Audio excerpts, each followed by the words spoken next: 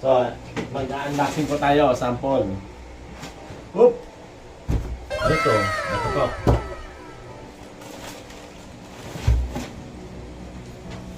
Pambabae, J1. Ito po pambabae. Oh, J1 retro high. Oh, original po to. Guys, naka-leather. Leather siya, tapos si tahi yung kanyang gilid.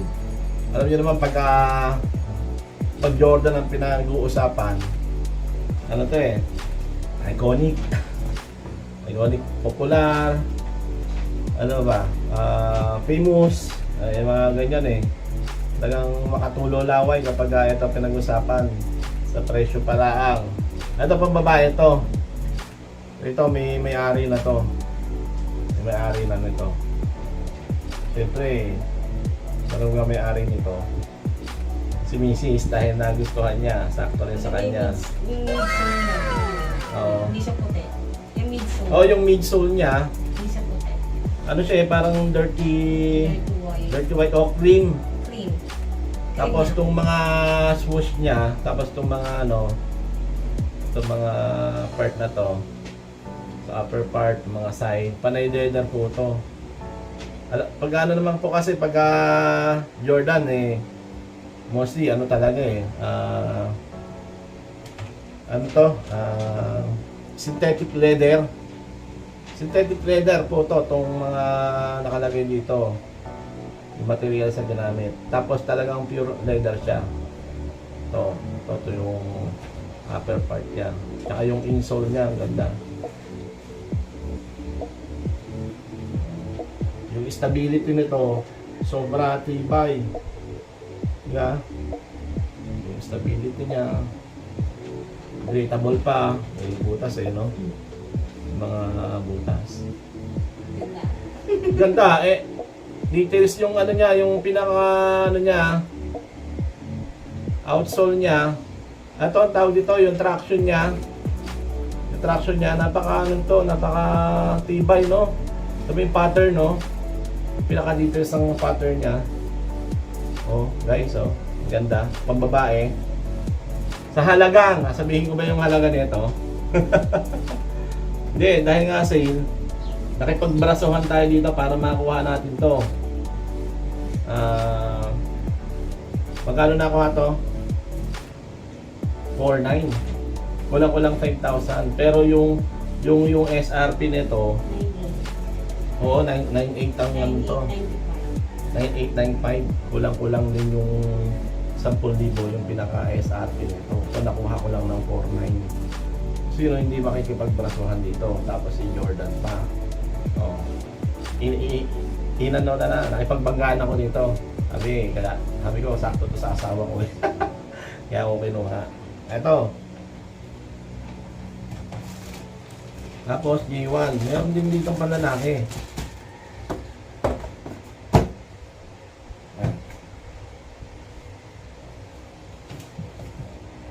Yung panlalaki.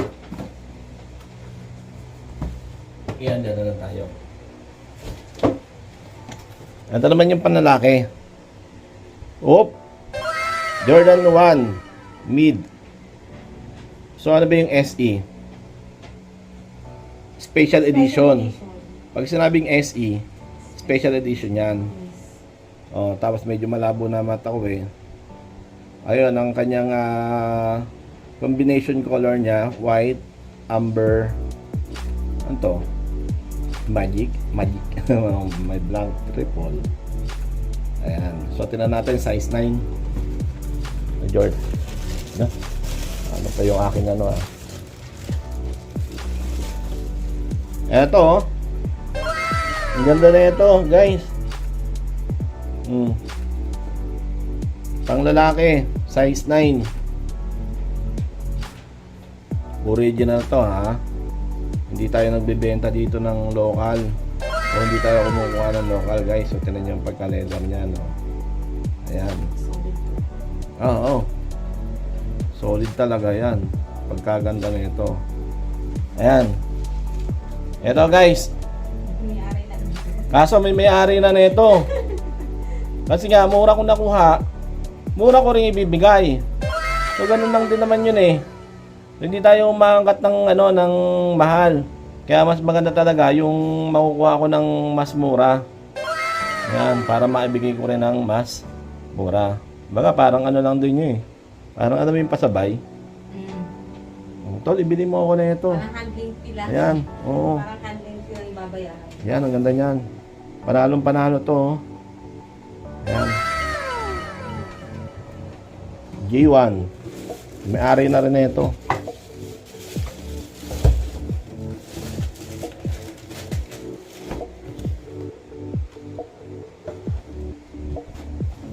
Tapos, ito. Meron tayong ano ang kahon yan? Ito. Under Armour. Under Armour Essential. Ito 8.5. Napaka lightweight naman ito. Ayan, lightweight. So ito lang naman kasi yung mga available kasi ang daming tao eh, siksikan eh. Kung ano lang kasi makita ko na okay, panlalaki to for men. Kinukuha ko na. Hindi naman ganun kamahalan to. Kaya sayang din naman kasi pag nahawakan mo na, kunin na. Yan, Under Armour. Si Under Armour naman hindi masyadong to eh. Tsaka hindi masyadong nababa presyo pero ang dami nilang sinil kasi nag-overstock sila eh. Under Armour. Kasi karamihan na nakikita ko doon sa mga store. Ang dami. Under Armour, Puma, mga Skechers. Bihira nga yung yung Nike at saka yung Adidas. Bihira ito, Under Armour pa 8.5 din. Ayan. Ayan guys So 8.5 na for men. Ito, Under Armour Project Rock BSR2. Ayos Black and white combination. So ito yung outsole niya. Kapit na kapit to. Ganda. Ganda na yung traction. Yung cushioning niya okay din, lambot din. Dwayne Johnson. Oh. Ha? Dwayne Johnson. Ito ba yung kay Dwayne Johnson? Ito pala yun. Oo. The Rock, kay The Rock. Medyo mura ko na rin to nakuha. Ayan. Magkano yung SRP nito dati? Yan, 6. So imaginein mo, ito yung SRP niya dati 6,595. Ayan yun, 6,595. O ganda naman talaga nito, 8.5.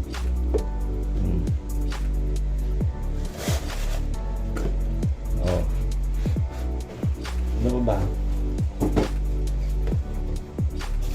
Ito pa. Ang dami ko rin nakuha guys. Kaso nga lang panay Under Armour. Ito pa. Another Under Armour din.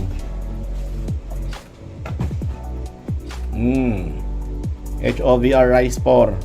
Size 8 for men. Ito.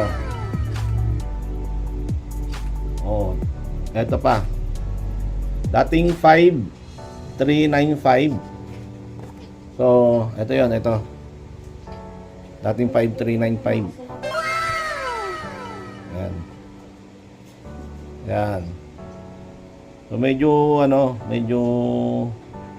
okay din yata to, no? Magkano to? Pwede to sa sa 2,700 or 3,000. Dati namang yun eh, di ba? Dating 5,200, 5,300. Ayan. Size 8.5 din to. Ayan. Maganda rin to. Ayan. Ganda ng kulay. Ganda ng kulay ng combination mo. Ano ba? Yung naisip pa brasuhan tayo. Ito naman pambabae. Reebok pambabae. Lalo yung mga Reebok na pambabae, ang dami dami talaga makukuha. Ito dating 3,900. So, dating 3.9, size 6, pambabae. Yan. Pink. Oo, pambabae talaga. Pink yung ano niya eh. Pink yung sa inner niya eh. Yan. Ano pa? Meron pa ba? Slide. Oh, wala na. Wala na gaano. Tapos, ito mga slides naman. Ayan, ayan. Ito. Meron pang ano eh. Panay Reebok din yung slides. Puma, Reebok. Yung Nike, hindi bumababa yung ano, yung price ng Nike tsaka Adidas. Pero to si Reebok tsaka si Puma, yun, sila yung nagbabaan. Yung mga sample ng ano, nasa yung sample ng isang Reebok or Puma, yung puti. Ito guys, oh. Size ano to? Size 10. Ito, size 10. Kung ano yung pinakikita ko sa inyo mga size, yun ang available, guys. Ito, mga karaket, ha. Kung ano lang yung mga andito, yung mga sizes. Yun ang available. Ito, ganda na ito, oh. Astig to. Pwede to, pwede. Malinis sa paa. Yan. Anong size na ito? Ito, may available naman ito ng Tatlong size mo. tatlong 8, size. 9, 10. So, ito, 8, 9, 10. So, may available pala dito na 8, 9, 10. Yan. Okay na okay ito. Ang SRP nito, nasa 1.4 pa. Nasa 1.4 pa. Dahil nga, mura na nakuha natin, aba, edi mura din natin ibibigay. Ano? So, kung matitipuhan nyo, alam nyo na kung ano gagawin nyo. Ano pa? So, yun na lang, no?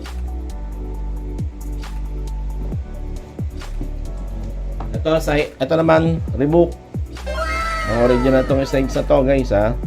Mga karaket. Ang original to. Size 10 din. Yun na lang kasi yung mga nakukuha natin, size 10. Yung mga mabababang size, kagaya ng mga 9, pahirapan 8.5, 8. Ayan, kasi yun talaga yung normal size sa mga Pinoy eh. So yun yung nawawala sa ano, sa store. Pero yung mga 10 pataas, yun yung 10 niya pang-agaw pa rin eh. Yung 11 pataas pala, yun ang mga natitira. Yan. Ito guys, ganda, puti. Mga mahilig sa puti.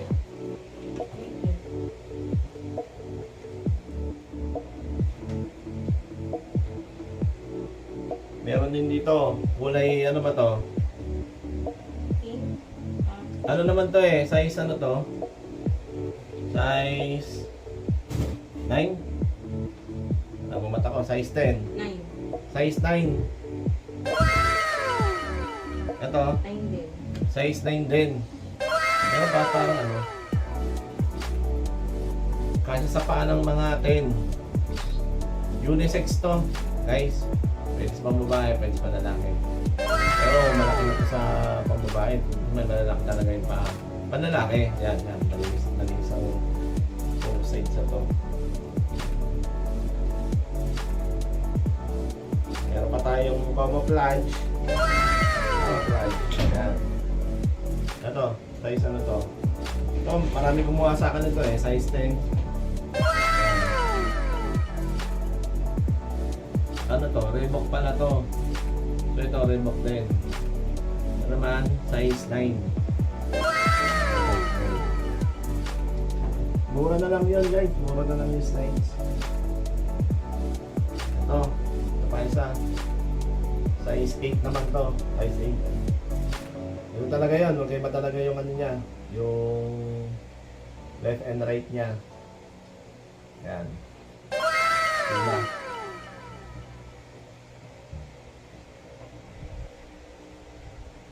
Ano pa? Wala na? Ako. Mga medyas. Nakipagbrasuhan dahil dito sa medyas. Kaso, talsik ako ng talsik eh. Hindi na tayo malaki eh. Pagdating nga doon sa PDM, talagang ano eh, piot ako eh. Yo, ayun na laki ng mga ano, nakikipag-git-gitan. Kaya hindi tayo nakakapag-vlog. Hindi tayo nakapag-vlog nung mga nakaraan kasi nga daming tao. Hindi ko mapunta yung mga gusto kong i-vlog. Kaya sabi ko separate na lang sa ibang ano, sa ibang araw. Yun pa rin yun, sa Manila pa rin. Tsaka ano, may mga store na ayaw pumayag na i-vlog sila. Kaya naghahanap lang talaga tayo ng store na papayag yung kanilang admin. Yan, saka na tayo nakakapag-vlog. So kailangan kausapin pa yung kanilang management, papaalam pa kung papayag. Kaya medyo natatagalan tayo. Yan. Ayun mga karaket. So ito lang. Yun yung mga sinadya ko sa Manila. Sana pag susunod na luwas ko, sana makapag-vlog ulit tayo. Especially dun sa mga ano, sa Sports Central. Si Sports Central yun yung nakitaan ko na talagang low price talaga sila.